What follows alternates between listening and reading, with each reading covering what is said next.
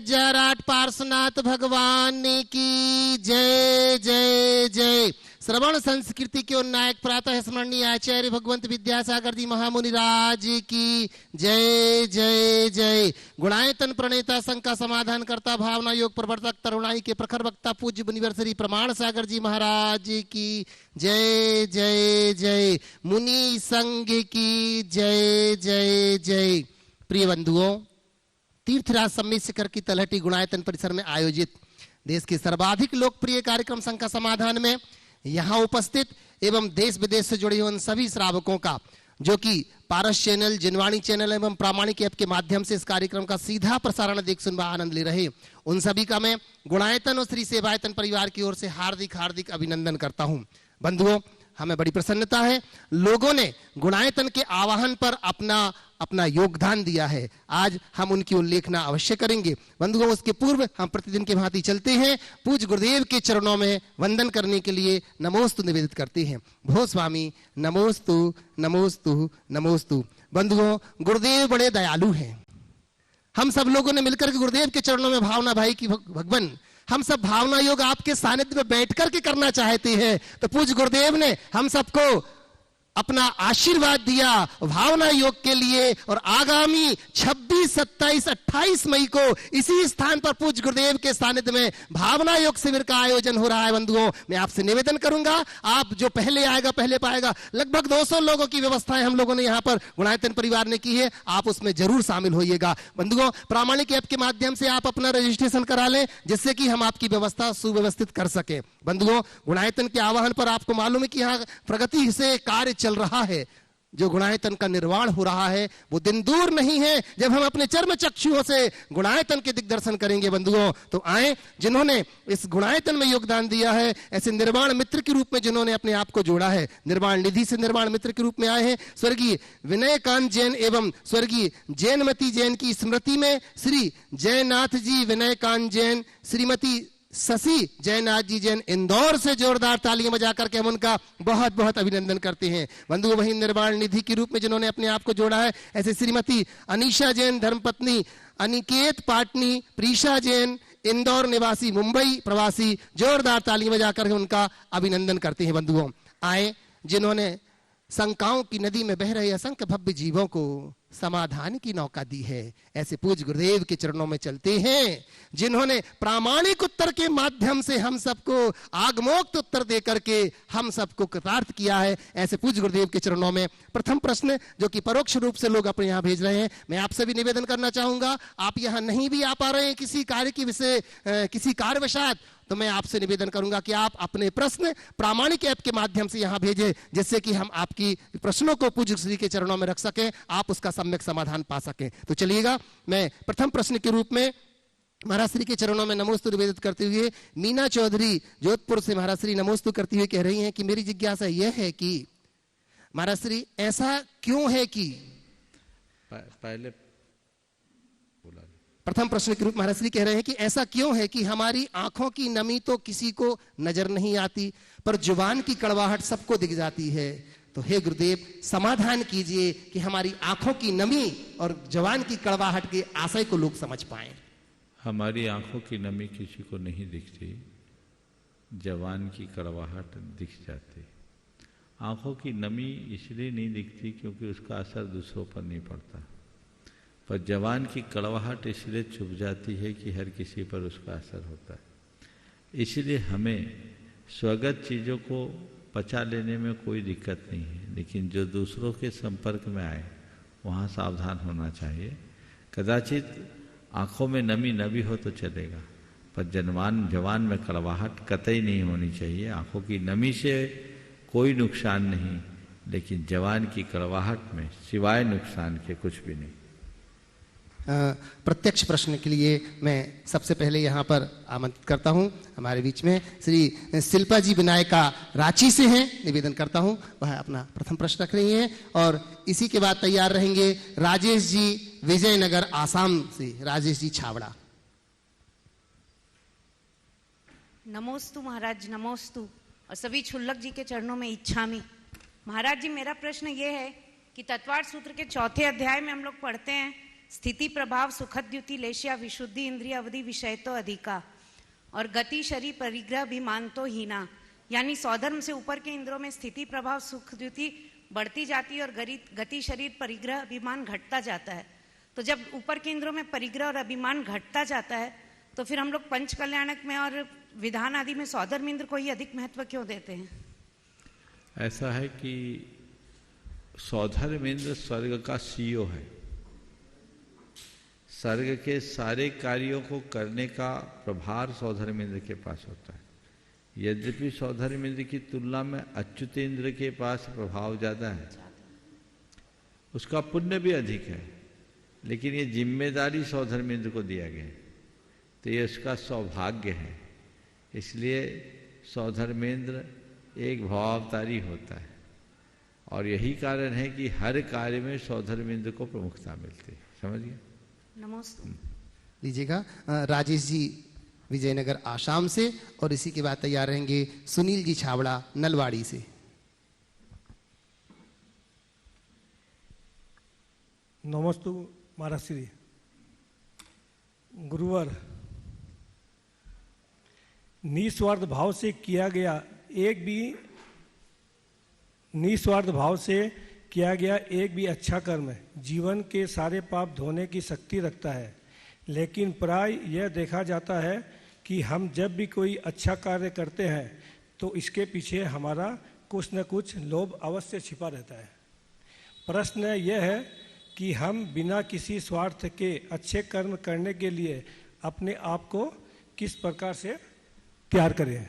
बहुत अच्छा वाक्य है। निस्वार्थ भाव से किया गया एक भी अच्छा कर्म सारे पाप धोने में समर्थ होता है। और आपका ये कहना भी ठीक है कि हम जो भी कोई अच्छा काम करते हैं उसमें कुछ न कुछ लोभ बना ही रहता है। आपने पूछा है कि निस्वार्थ भाव से हम अपना कर्म कैसे करें। देखिए, वस्तु के स्वरूप को जाने और एक बात समझ के चले कि मैं किसी का कर्ता नहीं हूँ। ये सब निमित्त नैमित्तिक संबंध है। मैं केवल निमित्त बनता हूँ। जिसे वस्तु स्वरूप का ज्ञान होता है उसके हृदय में न अभिमान होता है न आसक्ति। वो निमित्त की भूमिका में जीता है और निमित्तों की पूर्ति करता रहता है।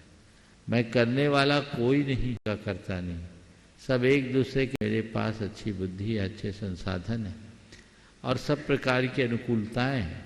तो जो संयोग मुझे मिले हैं मैं इनका सही प्रयोग करूं और जितना बन सके अच्छा करने की कोशिश करूं।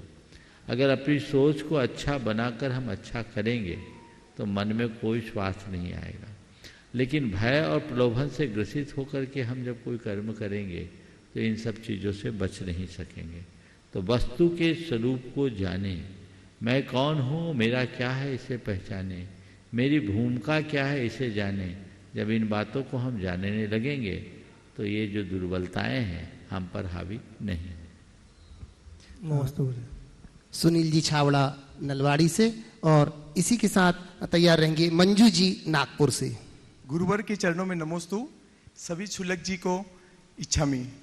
गुरुवर जी, मेरी जिज्ञासा यह है कि ऊंची बोली के चलते कुछ सामान्य वर्ग के लोग शांति धारा में शामिल नहीं हो सकते हैं, तो ऐसी क्या व्यवस्था हो कि सामान्य वर्ग के लोग भी शांति धारा में शामिल हो सके? जो लोग ऊंची बोली लेते हैं, बोली खुद ले ले, शांति धारा में सामान्य वर्ग के लोगों को आगे बढ़ा दे, दोहरी शांति मिले। मैंने बोली लिया, तुम बोली नहीं ले पाए, लो मैं खड़ा हूं, तुम शांति धारा कर लो, ये भी तो कर सकते हैं। दूसरी बात, जो अपने आप को सामान्य वर्ग का समझते हैं और जो ये कहते हैं कि हम बोली नहीं ले सकते, वो थोड़ा देखे कि हम और कार्यों में कितना पैसा खर्चा करते हैं। और कार्यों के पैसे की कटौती करो और यहाँ करो, दोहरी उन्नति होगी। कई लोग दिन भर में पान खा के, गुटखा खा के 500-1000 रुपया फूंक देते हैं और मंदिर जी में अगर कोई काम करना हो तो 100 रुपया भारी लगता है। मानसिकता बदलिए। दान करने के लिए मितव्ययी बनो, अपनी प्राथमिकता बदलो। जब आप अपनी प्राथमिकताएं बदलोगे, मितव्ययी बनोगे तो आगे बढ़ोगे। तो जब कभी ऐसा अवसर आता, मन में भाव हो रहा है, तो ये सोचो बाकी जगह मैं कटौती कर लूँगा, यहाँ कर लूँ, दूसरों के निमित्त क्यों करूँ। ये व्यवस्थाएं बनानी चाहिए। मंजू जी नागपुर से, और इसी के बाद तैयार रहेंगी सीमा जी छाबड़ा।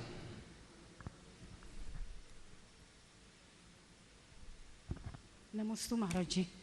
मेरा प्रश्न है कि जिसके पास ज्ञान है उसका भी कार्य नहीं होता, जिसके पास चारित्र्य है उसका भी काम नहीं हो रहा, पर जिसके पास ज्ञान भी है चारित्र्य भी है वो भी कहीं ना कहीं नहीं हो पा रहा है उसका भी काम, तो ऐसा क्या कारण है? ज्ञान है उसका काम नहीं हुआ, चारित्र्य है उसका काम नहीं हुआ, ज्ञान चारित्र्य दोनों है उसका काम नहीं हुआ, तो काम क्या ये तो बताओ पहले। उसको अपने स्वरूप को पहचानने का। तो स्वयं को पहचानेगा तब कल्याण होगा, जब तक सम्यक दर्शन नहीं होगा तब तक कल्याण नहीं होगा। चलिए। सीमा जी छावड़ा कोलकाता से, और इसी के बाद तैयार रहेंगी माया देवी जी जबलपुर से। महाराज जी के चरणों में मेरे परिवार की तरफ से नमोस्तु नमोस्तु नमोस्तु। मंचासीन छुल्लक महाराज जी के चरणों में इच्छामि इच्छामि इच्छामि। महाराज जी, हम लोग गृहस्थ जन्म के संसार में रह के बाह्य निमित्त और से बहुत प्रभावित होते हैं, जिससे संक्लेश भाव हमेशा बना हुआ रहता है, तो इससे कैसे बचे कि हम लोग अपने मानव जीवन को सफल कर सके? बस एक बात अपने मन मस्तिष्क में अंकित कर लो कि जिन बातों का विपरीत असर पड़ता है मुझे उसे नज़रअंदाज करना है, मुझे नज़रअंदाज करना है, मुझे उन्हीं बातों को नोटिस में लेना है जिसका कोई प्रयोजन है, जिसका कोई अर्थ है। प्रयोजनहीन बातों से मुझे अप्रभावित रहना है। ये भावना बार बार दोहराने से हम इससे बच सकें। नमोस्तु महाराज। माया देवी जी जबलपुर से, और फिर तैयार रहेंगी दृष्टि जैन जियागंज बंगाल से। नमोस्तु। अभिषेक परिक्रमा आवर्त दक्षिण दिशा से ही क्यों देते हैं? क्या? अभिषेक परिक्रमा आवर्त दक्षिण दिशा से ही क्यों देते हैं? अभिषेक परिक्रमा आवर्त दक्षिण दिशा से ही क्यों देते हैं? अभिषेक कहाँ जोड़ा है इसमें? गुजरात से शिरोमणि संरक्षक। महाराज जी को मेरा नमस्ते, सारे छुल्लक जी को इच्छा में। महाराज जी, मेरी जिज्ञासा ये है, जब आत्मा में कोई अंतर नहीं, कोई नर नहीं, कोई नारी नहीं, तो फिर हम इंसान इतना फर्क क्यों करते हैं? बिल्कुल नर नारी में कोई अंतर नहीं है, इंसान को फर्क नहीं करना चाहिए। पर मैं पूछता हूँ, तुम अपनी माँ को माँ मानती हो? पिता को पिता मानती हो? दुनिया की सब स्थिति को माँ मान सकती हो? नहीं। दुनिया के सब आदमी को पिता मान सकते हो? क्यों? माता पिता का स्थान। हाँ, माता पिता का स्थान तो तुम्हारा भाई भी है। हाँ। और भविष्य में तुम्हारा पति होगा, शायद हो तो नहीं गया? नहीं। अभी भाई है, कल तुम्हारा पति होगा, दोनों को बराबर मानोगी? नहीं। क्यों नहीं? आत्मा तो दोनों की समान है। संबंध अलग है, संबंध अलग है। हाँ, भले हमारी आत्मा समान है पर व्यवहार में सबकी भूमिका अलग अलग है। संसार तत्व से नहीं चलता, संसार व्यवहार से चलता। तो जो जिस भूमिका में, उसको उसी भूमिका में मानना होगा। हाँ। सबको एक मान लोगे तो गटपट हो जाएगा। इसलिए डायलॉग है, सुनने में अच्छा लगता है, पर व्यवहार तो व्यवहार है। व्यवहार को व्यवहार के स्तर पर ही चलाना चाहिए। समझ गए? हम सब जगह भेद करते, कुछ मामलों में आजकल के यंगस्टर्स जरूर ऐसा करते, और उनको मुझे मालूम है क्यों कह रहे हैं। उसको दिमाग से हटाओ। जब तक इस विभेद को सामने नहीं रखोगे, जीवन में संतुलन नहीं होगा। समझ गए? तो जहां जिससे जो व्यवस्था हमारे लिए दी गई है उसको अपना कर चलना चाहिए। नमस्ते महाराज। अतुल शीतल निहाल वंदना लाघानी परिवार गुजरात बक्सरा से, गुणायतन शिरोमणि संरक्षक, और इसी के बाद तैयार रहेंगे प्रशांत जैन गुवाहाटी से। गुरुदेव के चरणों में हम सबका भावपूर्वक त्रिबार नमोस्तु नमोस्तु नमोस्तु। सभी क्षुल्लक महाराज जी के चरणों में इच्छा में। गुरुदेव, जब तालाब में पानी होता है तब मछलियां चींटियों को खाती है, पर जब तालाब का पानी सूख जाता है तब चींटियां मछलियों को खाती है। गुरुदेव, हम सब भी शाकाहारी प्राणी हैं और सब्जियां फल वगैरह खाते हैं, तो उसमें भी एक इंद्रिय जीव तो होता है। तो क्या गुरुदेव कभी ऐसा होगा कि वो भी हमें खाएंगे? देखो, ऐसा है, ये जिस संदर्भ में बात है इसे बहुत गहराई से समझना है। तालाब में पानी अधिक हो तो मछलियां चींटियों को खाती है, और पानी कम हो तो चींटियां मछलियों को खाती है। इसका अर्थ समझिए कि समय के बदलते ही सब कुछ बदल जाता है। जब हमारा समय अनुकूल होता है तो सब हमारे अनुकूल हो जाता है, और समय प्रतिकूल होता है तो जिसे हम कुछ नहीं समझते वो भी हमारा बहुत कुछ बिगाड़ देता है। इसलिए कभी अभिमान नहीं करना और वक्त के साथ सामंजस्य बना करके चलने का अभ्यास करना, एक बात तो ये। दूसरी बात जो आपने कहा कि आज हम लोग सब्जियां खाते हैं, कल सब्जियां हमें खाएंगी क्या, ये एक प्रकृति की व्यवस्था है, उनका वैसा ही लाइफ साइकिल है। हम अगर किसी को मारने के भाव से करेंगे तो उसका प्रतिभाव होगा, लेकिन एक व्यवस्था के तहत करेंगे तो ऐसा कुछ नहीं है। साग पात मानवीय भोजन है और उनकी लाइफ साइकिल बहुत सीमित है। तो महाराज जैसे सब्जी खाते वैसे प्राणियों को खा लें, बहुत अंतर है। किसी पेड़ से एक पत्ता टूट के गिर जाए, दूसरा पत्ता उग आता है, पर किसी का कान कट के गिरे तो दूसरा कान नहीं आएगा। दोनों में मौलिक अंतर है, इसलिए उसको इससे जोड़ना भी उचित नहीं है और उसको उसी ढंग से देखना चाहिए। नमोस्तु गुरुदेव, नमोस्तु गुरुदेव। प्रशांत जी गुवाहाटी से, और इसी के बाद मैं निवेदन करूंगा हमारे गुणायतन के सीईओ माननीय सुभाष जी पूनम जी।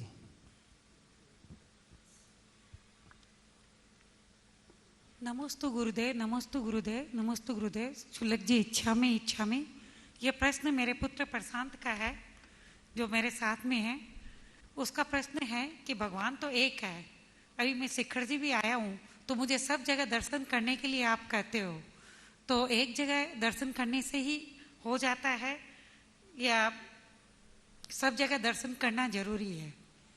बिल्कुल कोई जरूरी नहीं सब जगह जाने की, एक जगह कर लो। पर एक सवाल का उत्तर दो, तुम्हें किसी से प्रेम हो तो उसकी अगर तुम्हारे पास 10 तस्वीरें हों तो 10 देखते हो कि एक ही देखना पसंद करते हो? बोलो। 10। हाँ 10। क्यों? क्योंकि अलग अलग तरीका के होंगे। तो हमें अगर भगवान से प्रेम है तो हम हर जगह भगवान के दर्शन करें, क्या दिक्कत है?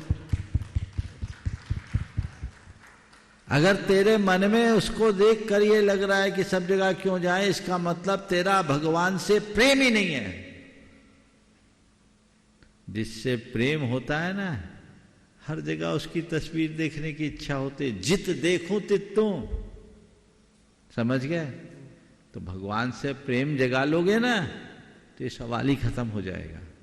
फिर और बढ़ गया तो कहोगे अब यहीं रहो, इससे अच्छा और कोई ठिकाना नहीं। समझ गए ना? चलिए। और एक है कि माला मन से एक ही फेरना सार्थक है या अधिक जप करना सार्थक है? देखो, माला एक फेरो या अधिक मन लगाकर फेरो, जितनी माला फेरोगे जीवन उतना सार्थक होगा। हो गया? चलिएगा, बिल्कुल सत्य है। जिससे जिससे प्रेम होता है उसे हर जगह वही दिखता है। जैसे कि हमारे सुभाष जी को हर जगह बस गुणायतन ही दिखता है। वो अपना प्रश्न रख रहे हैं और उसके बाद मैं निवेदन करूंगा एनएल जैन साहब। सुभाष जी पूनम जी के बाद एनएल जैन साहब, गुणायतन कोषाध्यक्ष। परम श्रद्धेय गुरुदेव के चरणों में शत नमन। मंचासीन शुल्लक महाराज के चरणों में इच्छामी। गुरुदेव, लक्ष्य प्राप्ति करना बहुत आवश्यक होता है और लक्ष्य अपना निर्धारित करना चाहिए, ऐसा जाना और सुना है, पढ़ा है। तो लेकिन अब इसमें एक सवाल आता है कि अगर समय की अनुकूलता हो तो लक्ष्य क्या और उसको बेटर और आगे अपना लक्ष्य बढ़ा देना चाहिए, और अगर प्रतिकूलता हो तो क्या घटा लेना चाहिए, और अगर ऐसा करना अलाउ करते हैं आप तो क्या ये लक्ष्य की तो वैल्यू खत्म हो जाएगी? तो क्या करना चाहिए गुरुदेव? देखिए, बहुत अच्छा सवाल है। लक्ष्य की प्राप्ति के लिए लक्ष्य का निर्धारण और पुरुषार्थ जगाना चाहिए। क्या समय काल परिस्थिति के अनुसार अपने लक्ष्य में परिवर्तन किया जा सकता है? देखिए, 2 तरह के लक्ष्य है। अपने चरम लक्ष्य में कभी परिवर्तन नहीं करना चाहिए, लेकिन जो हमारा और है सामयिक लक्ष्य, तात्कालिक लक्ष्य, उसकी पूर्ति के लिए पर्याप्त प्रयत्न करना चाहिए। और उसकी पूर्ति हो जाने के बाद अगर अवसर मिले तो फिर नए लक्ष्य की स्थापना करनी चाहिए। शिखर जी आए, एक बार वंदना करने का भाव लेकर आए, वंदना कर लिए, मन गदगद हो गया, लक्ष्य की पूर्ति हो गई, मन में प्रसन्नता हो गई। अब चलो, नहीं, अब दोबारा और करेंगे, दूसरी हो गई, तीसरी बार और करेंगे, ये अच्छा है ना। अब दूसरा इसमें जो नेगेटिव है, लक्ष्य लेकर आए थे पैदल वंदना करने के, थोड़ा सा चले और थोड़े हाथ पांव में दर्द बढ़ गए, कौन करे, चलो मोटरसाइकिल से चले जाते हैं। ये लक्ष्य बदल गया। लक्ष्य का परिवर्तन मनुष्य को कमजोर बनाता है और लक्ष्य का उत्तरोत्तर विकास मनुष्य को शिखर पर चढ़ाता है। तो उत्तरोत्तर विकास की तरफ देखना चाहिए। नमस्ते। निवेदन करूंगा माननीय कोषाध्यक्ष गुणायतन NL जैन साहब, और इसी के बाद फिर निवेदन करूंगा मैं आदरणीय सुनीता दीदी जी बासा। परम पूज्यवर सादर नमन वंदन मंचासीन सभी शुल्लक महाराजों को मेरी इच्छा में। महाराज श्री, मेरा क्वेश्चन सपने से है। डॉक्टर अब्दुल कलाम जी ने एक जगह लिखा है कि सपने वो नहीं जो हम देखते हैं, सपने वो हैं जो हमें सोने नहीं देते। इसका महाराज से आप उनका वाक्य है, सपने वे नहीं जो हम सोते समय देखते हैं, सपने वे हैं जो हमें सोने नहीं देते। आपने पूछा इसका आशय बड़ा स्पष्ट आशय है। एक सपना है जो हम नींद में सोते हैं और एक सपना है जो हम अपने अंदर सजोते हैं। अगर मनुष्य अपने अंदर सपना सजोए यानी अपना लक्ष्य बनाए और उस सपने को साकार करने के लिए उद्यत हो जाए तो उसे अपनी नींद खोनी पड़ती है। सपने उनके ही साकार होते हैं जो अपने नींद खोते हैं। जो नींद में पड़े होते हैं उनके सपने नहीं साकार नहीं होते। इसका मतलब यह है कि जो सतत उद्यमशील होता है वो अपने लक्ष्य की पूर्ति कर लेता है, वो जो चाहे वो हासिल कर सकता है। और जो व्यक्ति अनुद्यमी होता है, आलसी होता है, वो अपने जीवन में कुछ भी हासिल नहीं कर सकता। इसलिए कुछ पाना चाहते हो, उद्यमशील बनो, सब कुछ खोने की कोशिश करो, उसे अपने हाथ न लगने। नमस्ते महाराज। हाँ, निवेदन कर रहा हूँ ब्रह्मचारिणी सुनीता दीदी जी जिन्हें कर गुजरने का जुनून है। और इसके बाद मैं निवेदन करूंगा आदरणीय कल्याणवर जी झाजरी ईसरी उदासीन आश्रम से। गुरुवर के चरणों में नमोस्तु नमोस्तु नमोस्तु। पंच छुल्लक जी के चरणों में इच्छामी इच्छामी इच्छामी।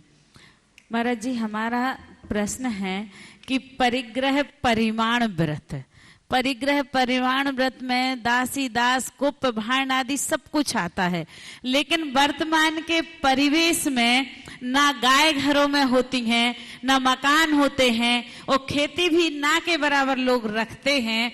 तो इसको परिग्रह प्रमाण में ये पाश्चात्य संस्कृति के साथ में वर्तमान में पंचम काल में परिग्रह के परिमाण कैसे बांधें? देखिए, अब आज के समय में परिग्रह प्रमाण की जब बात आती है तो मैं कहता हूँ 10 प्रकार के परिग्रह का प्रमाण अब अप्रासंगिक हो गया, क्योंकि वो हमारे है ही नहीं। बर्तन भांडे का तो अब कोई मूल्य ही नहीं बचा, दासी दास है ही नहीं, और आपके गोधन गर्जन है ही नहीं।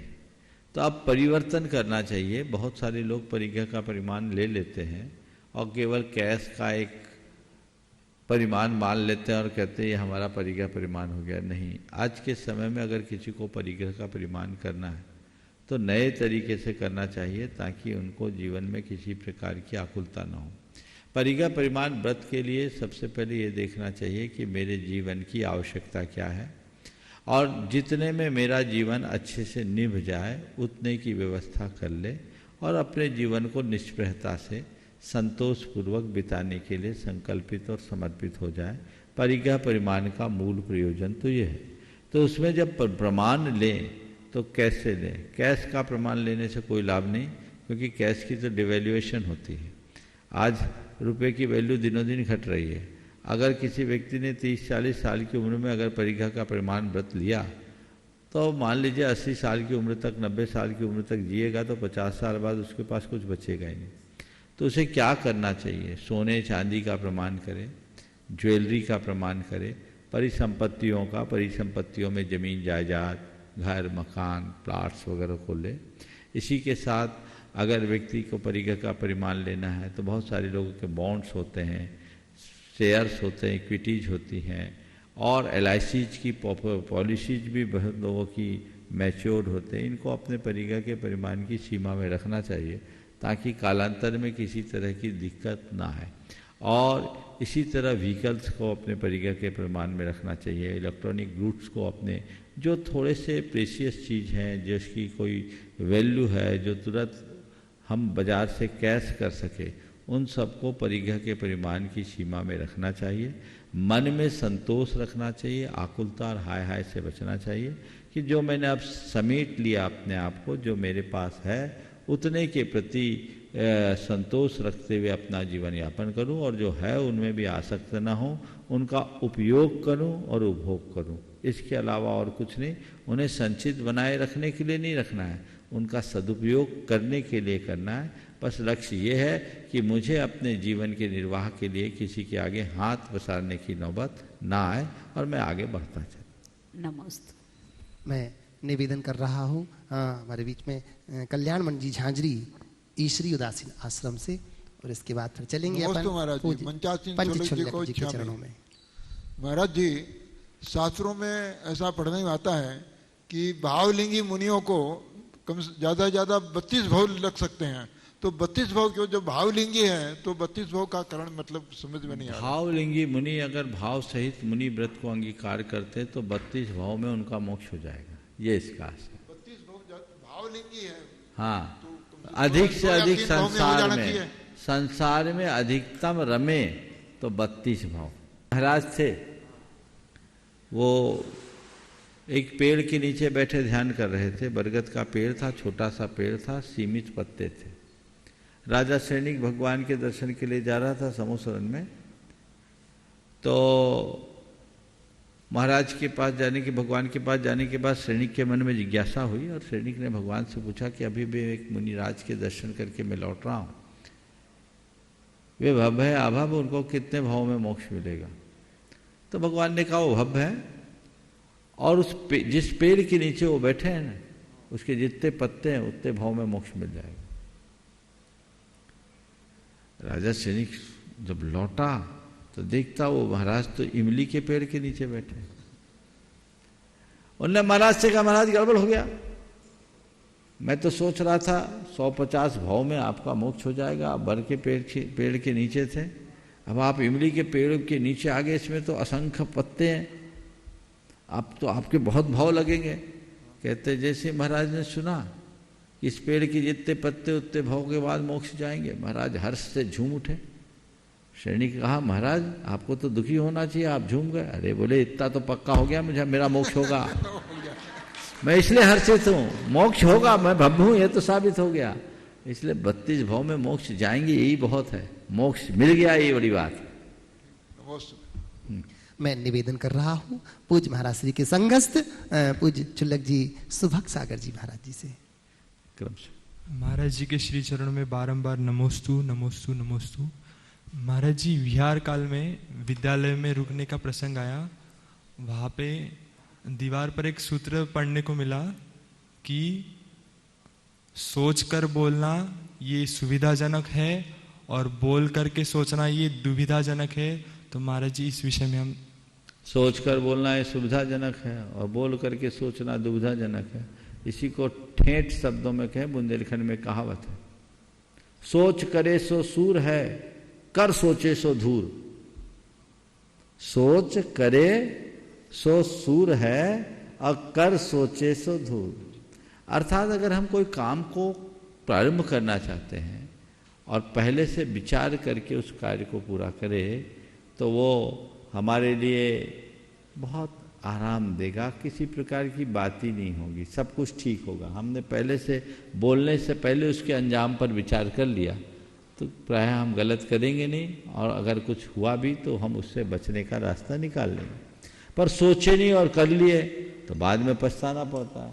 इसलिए एक संकल्प लो, कोई भी काम करो तो सोच करके ही करो। और अब मैं निवेदन कर रहा हूँ पूज्य चुल्लक श्री स्वरूप सागर जी महाराज के चरण वंदन करते हैं। महाराज के चरणों में बारंबार नमोस्तु। महाराज जी, जब कोई कसाय 15 दिन या 6 महीने से अधिक हो जाती है तो बताते हैं कि वो अप्रत्यक्षानावरण या अनंतानुबंधी हो जाती है। इसीलिए कहा जाता है कि किसी से भी अपना जो द्वेष है बैर है उसको 6 महीने से पहले ख़त्म कर लेना चाहिए, क्षमा मांग लेना चाहिए, और लोग करते भी हैं। लेकिन देखा जाता है कि जो लोगों का अपने परिवार आदि के प्रति राग है वो वर्षों वर्षों तक चलता है, और कषाय तो राग रूप भी होती है, तो क्या वो भी अनंत अनुबंधी होती है? अगर होती है तो उसको खत्म करने का क्या उपाय है? बहुत अच्छी बात की है। प्राय लोग द्वेष को तो देख लेते हैं, राग को नहीं देखते। हमारा किसी के प्रति भी चाहे राग हो या द्वेष प्रगाढ़ नहीं होना चाहिए। 6 महीने से अधिक किसी के प्रति वैर न हो, पर किसी के साथ इतनी बड़ी बंधनबद्धता भी ना हो कि उसके पीछे आप पागल हो जाओ। हमें एक बात समझ करके चलना चाहिए, हम संसार में जितने भी लोग रह रहे हैं नदी नाव संयोग की भांति रह रहे हैं। ये निमित्त नैमित्तिक संबंध है। हम अकेले आए हैं, हमें अकेले जाना होगा। जब तक का जिसका जितने दिन का संयोग है वो उतने ही दिन रहेगा, और ये संयोग बनते हैं बदलते हैं। इस सत्य को जो जानता है वो जीवन में कभी किसी भी तरीके से विचलित नहीं होता, और हमें इसे आत्मसात करके चलना चाहिए। हाँ, निवेदन कर रहा हूँ पूज्य शुल्लक श्री चिद्रूप सागर जी महाराज के चरणों में। महाराज श्री अपना प्रश्न रख रहे हैं। पूज्य मुनि श्री के चरणों में कोटि कोटि नमोस्तु। हे मुनि श्री, हर व्यक्ति को अपना जीवन स्वतंत्रता के साथ जीवन जीने का अधिकार है, पर कई बार व्यक्ति स्वतंत्र जीवन जीते जीते अपने दिशा स्वतंत्रता से स्वच्छंदता की ओर ले जाता है। इससे उसके जीवन में हानि होती है। तो ऐसा क्या करे व्यक्ति की स्वतंत्रता स्वच्छंदता न बने और अच्छे से जीवन जिए? ये बात सही है कि हर व्यक्ति को जीने की स्वतंत्रता है, वो उसका अधिकार है, लेकिन स्वच्छंदता नहीं होनी चाहिए। स्वतंत्र का मतलब क्या है, पहले इसे समझे। स्व के तंत्र में बंधना यानी स्व का अनुशासन होना। यदि व्यक्ति के हृदय में आत्मानुशासन है तो उसकी स्वतंत्रता उसके लिए वरदान है, और यदि व्यक्ति आत्मानुशासन से शून्य है तो वो स्वतंत्रता स्वच्छंदता में परिवर्तित होकर उसके जीवन के लिए अभिशाप होगी। हम स्वतंत्र बने, लेकिन अपने निर्णयों के लिए स्वतंत्र हैं, पर हम किसी की हिंसा करने के लिए स्वतंत्र नहीं हैं, हम किसी से दगा करने के लिए स्वतंत्र नहीं हैं, हम किसी का अहित करने के लिए स्वतंत्र नहीं हैं, हम किसी की क्षति पहुंचाने के लिए स्वतंत्र नहीं हैं, हम अपने चरित्र का हनन करने के लिए स्वतंत्र नहीं हैं। हमें इन बातों को समझना चाहिए कि आखिर स्वतंत्र होने का मतलब क्या है। हम पर किसी और का नियंत्रण नहीं, लेकिन हम पर धर्म का नियंत्रण होना चाहिए, और वो आत्मानुशासन से प्रकट होगा। यदि मनुष्य के हृदय में आत्मानुशासन विकसित हो जाए तो उसकी स्वतंत्रता कभी भी स्वच्छंदता में नहीं बदलेगी, बल्कि सच्चे अर्थों में देखा जाए तो निज पर निज का अनुशासन ही स्वतंत्रता का द्वार है। सच्चे अर्थों में स्वतंत्रता का रूप भी यही है जो स्वयं के तंत्र में जिए। निवेदन कर रहा हूँ पूज्य समादर सागर जी महाराज जी के चरणों में। के चरणों में नमस्तु। और ये प्रश्न ये है कि अनंग सरा ने बचपन में स्वाध्याय किया था, उनके पिता ने उनको स्वाध्याय कराया था बचपन में, लेकिन जब घटना घटी उनके साथ में तो वन में रही। अब वन में वो इतने वर्ष रही, वहाँ पर उन्हें तप भी किया और वहाँ रह करके साधना भी की, उपवास भी किए, पारना भी पानी वगैरह की। फिर महाराज जी प्रश्न ये कि जो उसकी पर्याय थी वो उनकी पर्याय छेद क्यों नहीं हुई? क्योंकि तप का फल तो उनको प्राप्त हुआ, लेकिन जो उन्होंने संयम पालन किया था वहाँ पर क्या कारण? अनंग सरा ऐसे तो वो वन में रही, उसका आता पता भी नहीं लगा। उस अवधि में उसने कठोर तप किया। अंत समय में उसे अजगर निकल रहा था, उसने अजगर को अभय दान दिया। अजगर के निकलते समय उसके पिता ने उसे देखा था, उसकी अजगर से को मारकर उसको बचाना चाह रहे थे, पर उसने मना कर दिया कि मेरे शरीर में विष चढ़ गया है, अब आप मारोगे भी तो मैं बचूंगी नहीं, इसलिए आप ऐसा कर मत करो, मुझे मेरे हाल पर छोड़ दो। कहानी आप सबको पता है। इतना कठोर तप होने के बाद भी वो संसार में ही रही। क्यों? क्योंकि उसके पास तप तो था पर सम्यक दर्शन नहीं था, सच्चा आत्मबोध नहीं था।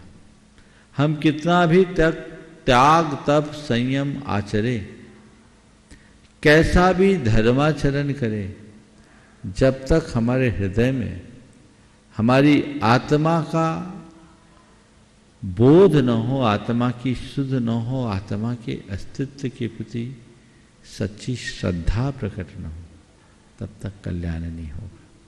इसलिए व्यक्ति को चाहिए कि सबसे पहले वो अपनी आत्मा की सुध ले और उसके साथ आगे बढ़े। निवेदन कर रहा हूं पूज्य आदर सागर जी महाराज के चरणों में अपना प्रश्न रखने के लिए। भगवान, आज का मनुष्य धर्म के लिए लड़ेगा, मरेगा, पर धर्म के लिए जिएगा नहीं, तो महाराज जी कैसे लोग जीवन में धर्म को धारण करें और धर्म से जिए? धर्म के लिए लड़ेगा, मरेगा, लेकिन धर्म के जिएगा नहीं। धर्म को धारण कैसे करे?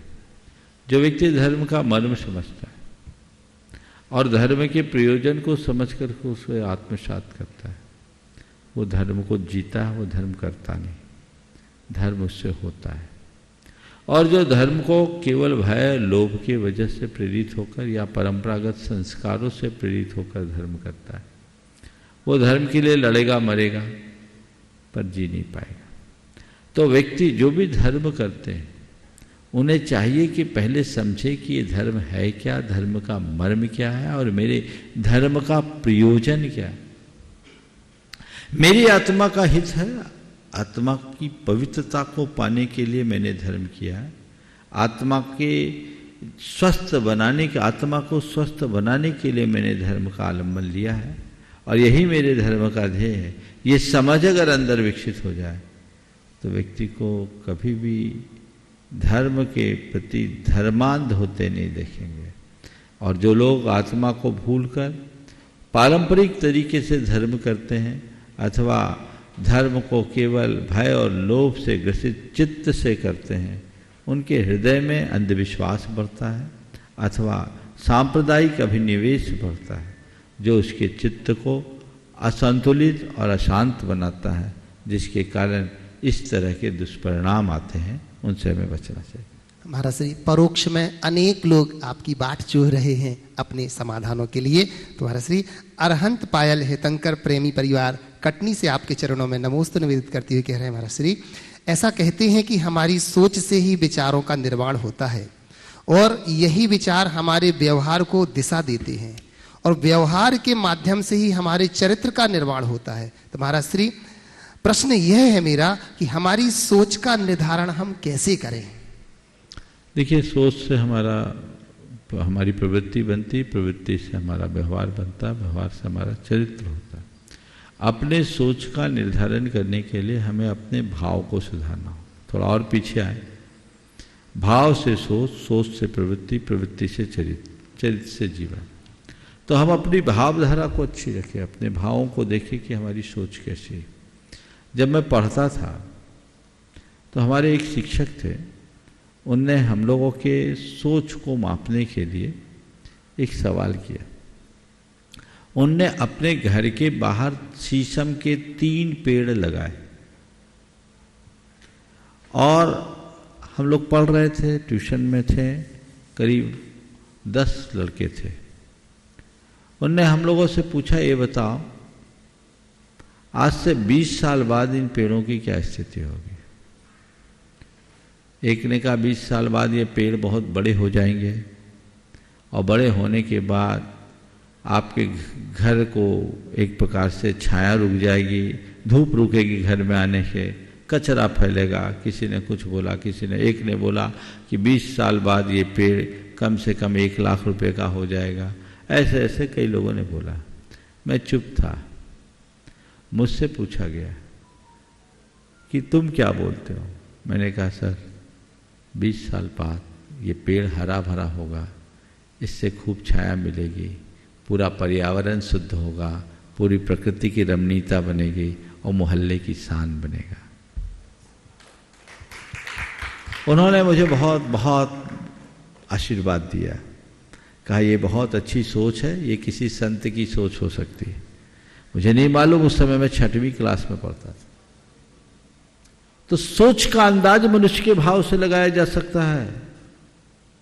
आप चीजों को किस तरीके से देखते हैं और आपके जैसे भाव होंगे वैसे सोच होगी। इसलिए अपने भाव को सुधारिए। भाव बदलेंगे तो सोच बदलेगी, और भाव को संभालेंगे, सोच बदलेगी तो आपकी प्रवृत्ति बदलेगी, प्रवृत्ति बदलेगी तो चरित्र अपने आप ठीक हो जाएगा। तो भाव को बदलने के लिए भावना योग है। नियमित भावना योग करने वाले के व्यक्ति के भाव और बर्ताव में जबरदस्त बदलाव दिखा है। आप कीजिए तो, जो लोग करते हैं उनके जीवन में ये सब घटता है, जो नहीं कर रहे उनमें नहीं घटता। ज्यादातर लोग भावना योग इसलिए करते कि कोई बीमारी आ जाए। अरे शरीर की बीमारी के लिए भावना योग मत करो, अपने चित्त की बीमारी के लिए भावना योग करो, अपनी चेतना को विशुद्ध बनाने के लिए भावना योग करो, कभी बीमार नहीं पड़ोगे। ये सोच अगर तुम्हारी बदल जाए तो तुम्हारा पूरा जीवन संतुलित हो जाएगा, तुम्हारे जीवन में आमूलचूल परिवर्तन होगा। तो इसीलिए भावना योग का शिविर भी है 26, 27, 28 मई को, जिनको लाभ लेना है। सीमित लोगों के लिए स्थान है, जल्दी अपनी जगह आरक्षित करा लीजिए, और इसको 3 दिन में आप सीखिए और रोज थोड़ा अपने लिए समय दीजिए, क्योंकि हमें ये विज्ञान बताता है कि तो सारा काम हो सकता है। क्योंकि यद भाव्यते तद भवति, हम जैसी भावना भाते हैं वैसा जीवन बनता है। हमारे विचार साकार होते हैं, वही हमारे जीवन को वैसा बना डालते हैं। ये एक बहुत बड़ा विज्ञान है। इस विज्ञान के अनुरूप अपने जीवन में बदलाव लाने के लिए व्यक्ति को चाहिए कि उस क्षेत्र में अग्रसर हो। कल उसकी आप सबको सूचना दी गई, अब जल्दी से जल्दी लोग अपना स्थान सुरक्षित करें और भावना योग का ऐसा प्रयोग करे कि वो आपके जीवन के रूपांतरण का एक आधार बन सके। व्यक्ति बातें बहुत करता है, लेकिन अपने जीवन के बदलाव के लिए जैसा करना चाहिए वो नहीं कर पाता। अपने जीवन के व्यापक बदलाव के लिए मनुष्य को खुद को पुरुषार्थ करना पड़ेगा। यदि वो करता है तो उसका आनंद ले सकता है, अन्यथा सब कुछ होकर के भी वो परेशान रहेगा। तो अपने भाव को संभालिए, जिससे जीवन व्यवहार संतुलित हो। बंधुओं, ये सत्य है। जो लोग दूर रह करके भावना योग कर रहे हैं और प्रत्यक्ष में आकर के भावना योग करेंगे, उसका तो फल ही क्या होगा। मैं आपसे कहना चाहूंगा, आप जल्दी से अपना स्थान आरक्षित करा लें। और देश नहीं महाराज श्री, विदेश से भी लोग आ रहे हैं भावना योग में, क्योंकि मैं खुद 23 तारीख को दुबई से वापस आ जाऊंगा महाराज श्री आपके चरणों में भावना योग शिविर में शामिल होने के लिए। बंधुओं, महाराज श्री पुष्पा सुभाष चंद जी सेनू परवड़ी से भावना योग से संबंधित आपसे चरणों में निवेदन करते हुए प्रश्न पूछ रहे हैं कि गुरुदेव, वंदन है, नमन है। मेरी संख्या यह है कि वाणी, कर्म और विचार, यह प्रोडक्ट हमारी खुद की कंपनी के हैं। जितनी क्वालिटी और गुणवत्ता अच्छी रखेंगे उतना संबल हमें मिलेगा। यह सीखने के लिए हमें कौन सी कमांड करनी होगी? भावना योग में रोज करती हूं, मुझे उसका बेनिफिट भी बहुत मिल रहा है महाराज श्री, और मैं आपके चरणों में आकर के समक्ष बताना चाहती हूं कि मैंने क्या क्या प्राप्त किया है। पर अभी से आप हमारी इस जिज्ञासा वाणी, सोच और व्यवहार को अगर ठीक बनाना है, मैं 3 कमांड देता हूं। मुझे सही सोचना है, सुंदर सोचना है। मुझे सही सोचना है, सुंदर सोचना है।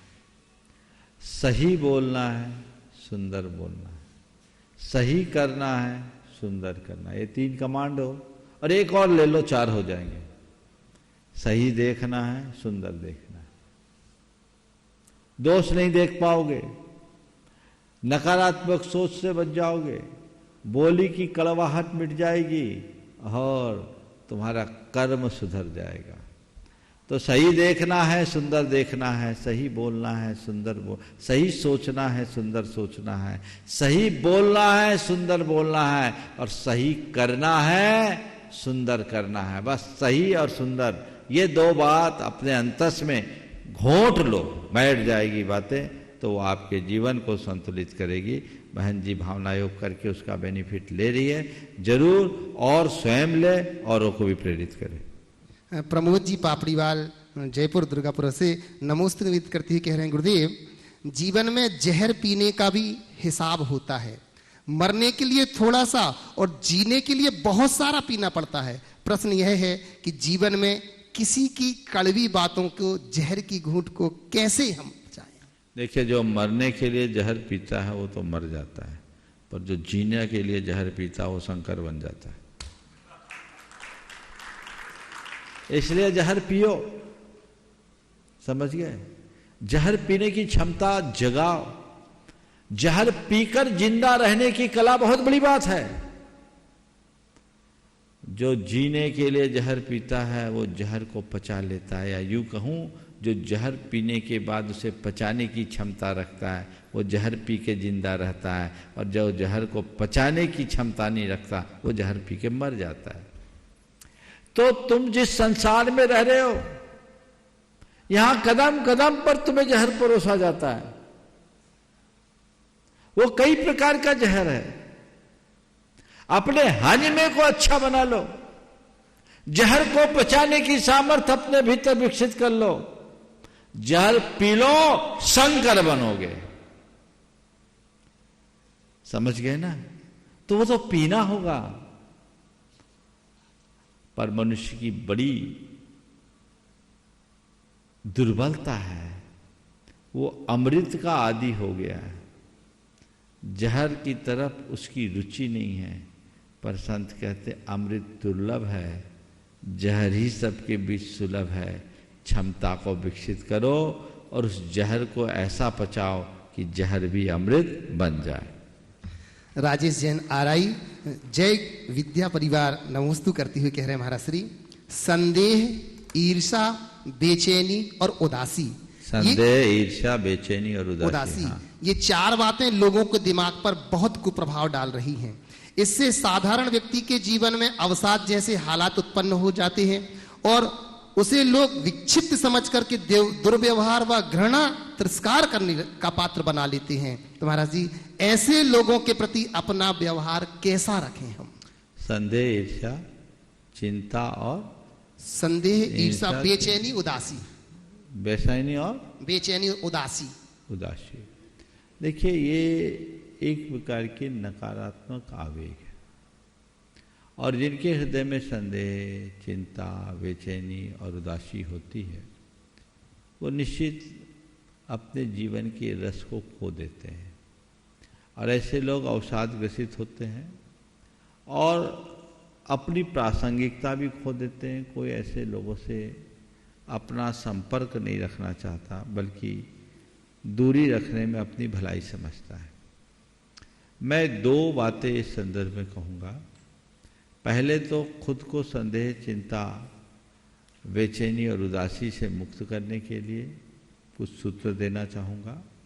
और दूसरा, अगर कोई व्यक्ति इनसे ग्रसित है तो उनके लिए भी कुछ सूत्र देना चाहूँगा। उनके प्रति हमारा दृष्टिकोण कैसा हो।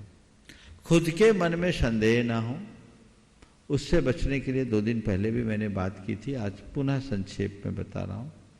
यदि मन में संदेह है तो जिसके प्रति भी संदेह, उससे संवाद बनाए, चीजों को समग्रता से समझने की कोशिश करें। होता है हम आगे बढ़ सकेंगे। चिंता से बचने के लिए एक वाक्य अपने हृदय में अंकित कर ले, जो होता है सही होता है और जो होना होता है वही होता है।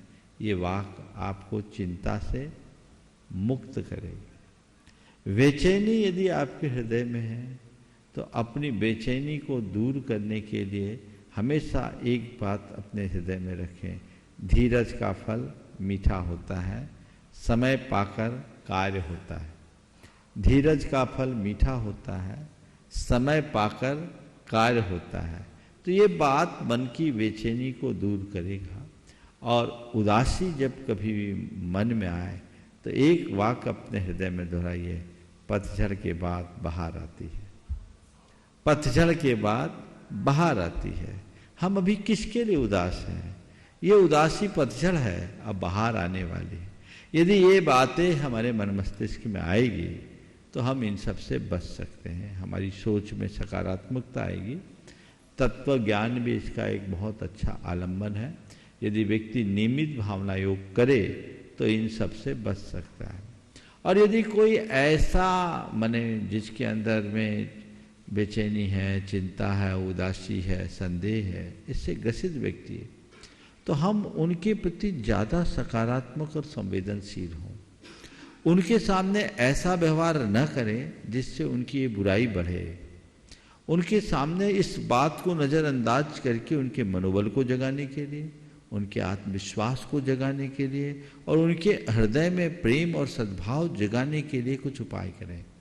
यदि ऐसा हम करते हैं तो उनके अंदर से वो चीज़ें दूर हो सकती है, उनको अच्छा मोटिवेशन मिले तो हो सकता है आप उनको उससे निजात दिला सकोगे जो उनके लिए वरदान होगा। अशोक गांधी उत्सव ठोला अहमदाबाद से नमोस्तु निवेदित करते हुए कह रहे हैं, गुरुदेव कहा गया है कि समय इंसान को सफल नहीं बनाता, बल्कि समय इंसान को सफल नहीं बनाता बल्कि समय का इस्तेमाल इंसान को सफल बनाता है। तो महाराज श्री समय का सही इस्तेमाल कैसे करें वो बताने की कृपा कीजिए। बिल्कुल, बहुत अच्छी बात कही। समय इंसान को सफल नहीं बनाता, समय का सफल इस्तेमाल मनुष्य को सफल बनाता है।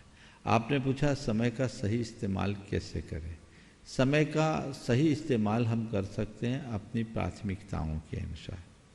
हम अपनी प्राथमिकताओं को तय करें, हमें क्या करना है, हमारा क्या प्रयोजन है, और जो हमारे लिए हमारी प्राथमिकता में सबसे आगे है हम उसे महत्व दें और उस काम को पूरा करें।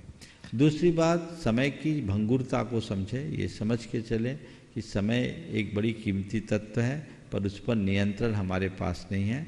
हमें समय पर समय का उपयोग करना है। यदि हम समय पर समय का उपयोग करने के लिए अपनी तत्परता जगाएंगे तो हम समय का सही इस्तेमाल कर सकते हैं। समय के साथ जुड़ी हुई संभावनाओं को देखते हुए यदि हम अपने आलस्य को त्याग देते हैं तो समय का इस्तेमाल करने में समर्थ हो जाते हैं।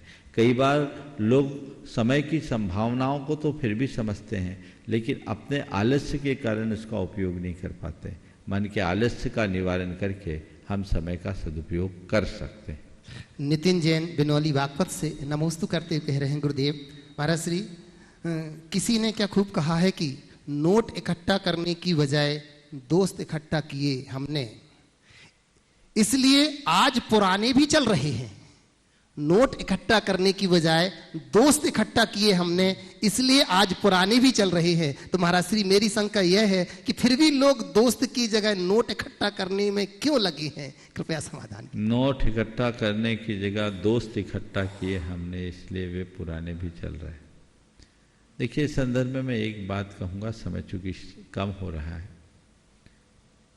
फोर्ड के जीवन की एक बात मैंने सुनी कि फोर्ड की जो मृत्यु हुई है वो बड़ी बुरी स्थिति में हुई। कहते हैं कि वो अपने तिजोरी में ही मरे और वो अंदर बंद होकर मरे, क्योंकि तिजोरी अंदर से खुलती नहीं थी, बाहर से ही खुलती थी। उन्होंने एक नोट लिखा कि आज इस मृत्यु शैया पर पड़ा पड़ा मैं सोच रहा हूँ कि मैंने अपना जितना समय और शक्ति पैसा कमाने में लगाया, यदि दोस्त बनाने में लगाया होता तो आज मेरी ये दुर्दशा नहीं होती। जितना समय और शक्ति पैसा कमाने के लिए लगाया, उतना यदि दोस्त बनाने के लिए लगाया होता तो मेरी ये दुर्दशा नहीं होती। उसे जीवन के अंत में समझ में आया, वो लिख के गए, काश जीते जी लोग समझ पाए। लेकिन जब से सारे सामाजिक मूल्य अर्थ प्रधान होते जा रहे हैं, तब से मनुष्य का ध्यान पैसे की ही प्रति है। पर एक बात सबको हृदयांकित कर लेना चाहिए, पैसा एक सीमा से अधिक काम में नहीं आता। इसलिए पैसे से ज़्यादा हमें मित्रों को प्रमुखता देनी चाहिए जो जीवन आगे बढ़ा सके। समय आप सबका हो गया यहीं पर विराम। बोलिए परम पूज्य आचार्य गुरुवर श्री विद्यासागर जी महाराज।